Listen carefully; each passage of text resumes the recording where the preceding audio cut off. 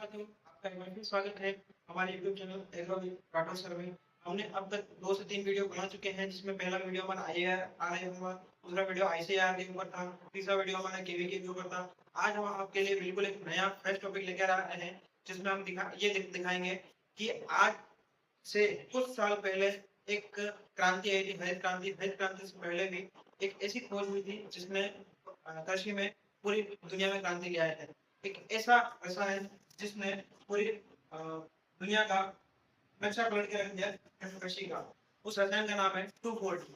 2,4-D एक ऐसा रसायन जो पूरे खेत में आपकी फसल को छोड़कर अन्य सभी पौधों को नष्ट करता है, केवल और केवल जोड़ी पत्ती वाले पौधों को। अब जोड़ी पत्ती और सकरी पत्ती क्या होता है कि मान लो किसी पौधे की पत्ती इस प्रकार की है, तो ये कौन सी हो गई? जोड़ी पत्ती। और किसी पौधे की पत्ती इस प्रकार की,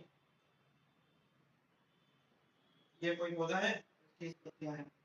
अब ऐसी पत्तियां अपन या तो गन्ने में देखते हैं या मक्के में देखते हैं, तो इनको हम बोलते हैं सकरी पत्ती। और यही पत्तियां आगे गेहूं में पाई जाती हैं, ज्वार में पाई जाती है, बाजरे में पाई जाती है, मक्का में पाई जाती है।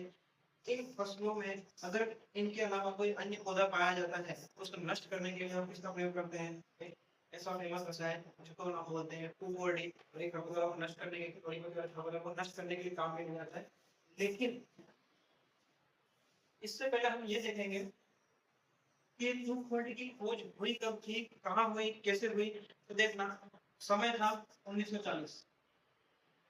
इस समय पूरी दुनिया में चल रहा था द्वितीय विश्व युद्ध। क्या कर रहा था? द्वितीय विश्व युद्ध। यानी कि बड़े प्रदेश आपस में लड़ाई झगड़े कर रहे थे, बड़े बड़े परमाणु हथियार इधर उधर फेंक रहे थे, पर एक दूसरे को खत्म करने में, एक दूसरे की सेनाओं को नष्ट करने में लगे हुए थे। लेकिन उसी समय कुछ वैज्ञानिक एक ऐसे रसायन की खोज कर रहे थे जो पेड़ पौधों की लंबाई बढ़ा सकते हैं। इसकी पेड़ पौधों की लंबाई बढ़ाती है, पेड़ पौधों की वृद्धि में सहायक हो। अब उसके लिए एक साइंटिस्ट आए अपने रॉबर्ट फॉर्कनी। कौन से थे साइंटिस्ट? रॉबर्ट फॉर्कनी। इन्होंने 1940 में एक ऐसा रसायन बना के दिखा दिया जो पौधों की लंबाई बढ़ाता था, वृद्धि करता था। उस रसायन का जिसका नाम दिया 2,4-D। क्या नाम दिया? 2,4-D। समय आया 1942 का। 1942 में इसको और जिंगरमैन इसको और जिमरमैन ने अच्छे से प्रयोग करके पूरी दुनिया को ये बताया कि हमारे पास एक ऐसा रसायन है जो पौधों की लंबाई बढ़ा सकता है, और लंबाई को बहुत अच्छे तरीके से बढ़ा सकता है, और उसको लंबाई बढ़ाने के साथ साथ पौधों की वृद्धि कर सकता है, पौधों में कोशिका विभाजन कर सकता है, पौधों की कोशिका के आकार को बढ़ा सकता है, आपके फलों की आकृति को बढ़ा सकता है। ये सारी सारी बातें इसने बताई है स्टीफन जिमरमैन ने। अभी तक इन साइंटिस्ट को ये नहीं पता था कि स्टीफन का प्रयोग पौधों को नष्ट करने के लिए किया जा सकता है।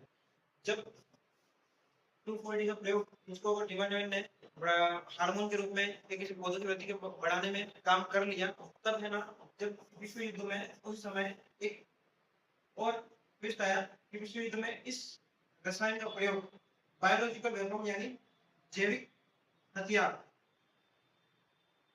जैविक हथियार के रूप में प्रयोग किया जाने की सोच, एक साजिश रची गई। उन्होंने सोचा कि हमारे जो जर्मन सैनिक हैं, जर्मन सैनिकों को जंगलों में छुपने से बचाने के लिए पूरे के पूरे जंगल को नष्ट कर दिया जाए।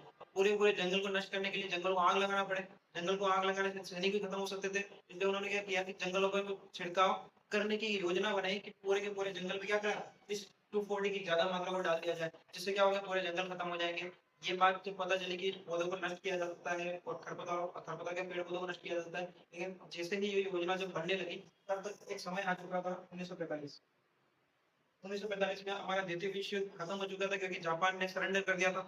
1945 में जब ये द्वितीय विश्व खत्म हो गया, इस रसायन का प्रयोग पेड़ पौधों को नष्ट करने के लिए नहीं किया गया। लेकिन उस समय इस रसायन का प्रयोग खरपतवारनाशी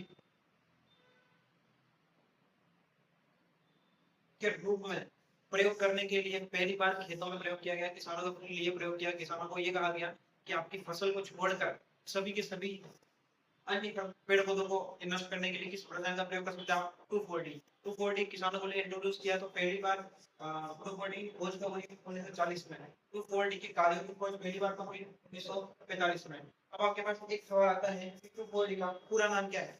2,4-D शॉर्ट में बोल रहे हैं, लेकिन 2,4-D का पूरा नाम 2,4-डाइक्लोरोफेनॉक्सी एसिटिक एसिड। इतना लंबा नाम है, इसलिए अपन इसको शॉर्ट में क्या बोलते हैं? 2,4-D। लेकिन कुछ समय बाद जब कोरिया वगैरह आपस में लड़ने लगे, तब 2,4-D और 2,4-5-D का आपस में मिश्रित करके उस जंगलों पर छिड़काव किया गया। तब इसका पहली बार रसायन का प्रयोग बायोलॉजिकल वेपन यानी जैविक हथियार के रूप में प्रयोग उस समय किया गया था, लेकिन द्वितीय विश्व युद्ध में इसका प्रयोग नहीं किया गया। लेकिन खाली योजना बनाई गई थी कि द्वितीय विश्व युद्ध में इस हथियार का, इस बायोलॉजिकल वेपन या जैविक हथियार का अपन प्रयोग कर सकते हैं। ठीक है। अब 2,4-D है। आज 2,4-D सोच लें कि आपका कहाँ-कहाँ प्रयोग कर सकते हैं। इस 2,4-D का प्रयोग आप खेतों में कर सकते हैं। खेत के किनारे फालतू जंगली पौधे उनको हटाने में कर सकते हैं। किसी खेत में आपका कोई प्रोग्राम है, तो फसल या पेड़ पौधों को बिना मेहनत के नष्ट करने के लिए इस रसायन का प्रयोग कर सकते हैं। आपके घर के आसपास झाड़ियाँ या फिर बहुत ज्यादा मात्रा में जंगल टाइप खरपतवार हो चुके हैं, उसे नष्ट करने में आप कर सकते हैं। इस इसलिए इस 2,4-D का प्रयोग किया जाता है, केवल खेतों में नहीं। अब इस 2,4-D को अगर आप मार्केट में लेने जाए, तो मार्केट में लेने के लिए आपको क्या बोलना पड़ेगा? उसको अपन मार्केट में लेने के लिए प्लांट गार्ड बोलते हैं। क्या बोलते हैं? प्लांट गार्ड के नाम से ये आपको मार्केट में मिलेगा।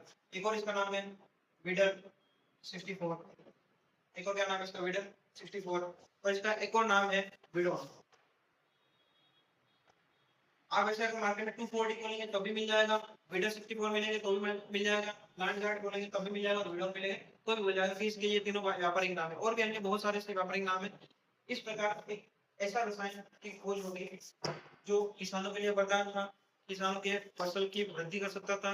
अब कुछ साइंटिस्ट या कुछ आपके एग्जाम में ये क्वेश्चन है, एक साइंटिस्ट ने ऐसे रसायन की खोज करी जो पौधों की वृद्धि करता था, तो ये मार कैसे रहा है? हम मैं बताता हूँ कि अगर 2,4-D का प्रयोग 20 ppm से कम मात्रा में अगर प्रयोग किया जाए तो ये हार्मोन की तरह काम करता है। लेकिन अगर 20 ppm से अधिक मात्रा में इसका प्रयोग किया जाए तो एक नशी के रूप में काम करता है। मतलब ज्यादा मात्रा में ये नष्ट हानिकारक है और कम मात्रा में ये लाभदायक है। इस प्रकार ऐसा रसायन 2,4-D हमारे सामने आए। 2,4-D आपके जीवन में आपके किसानों के लाभदायक और पौधों को नष्ट करने के लिए सहायक है। धन्यवाद।